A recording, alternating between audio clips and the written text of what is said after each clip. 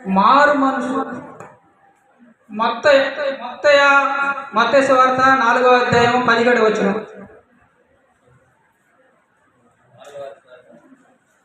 4వ అధ్యాయము 17వ వచనం. మత్తయి సువార్త 4:17 వచనం.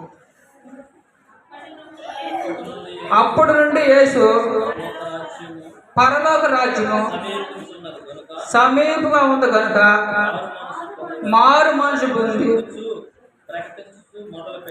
ప్రకటించు మొదలు పెడుతూను. హల్లెలూయా. అందుకని ఎప్పుడైతే ఆదాము దావదప్పుపోయాడో, ఆదాము ఎప్పుడైతే పాపంలో మునిగిపోయాడో అప్పటి నుంచి ఇప్పుడు యేసు ప్రభు మన కోసం ఏం చెప్తున్నాడు? అప్పటి నుంచి ప్రకటిస్తూనే ఉన్నాడు. మీరు పాపంలో ఉన్నారు కనుక మీరు కానీ మారు మనిషి కనుక మీ కొరకు పరలోక రాజ్యం ఏముందట, మీకు సమీపంగా ఉందని చెప్తున్నాడు.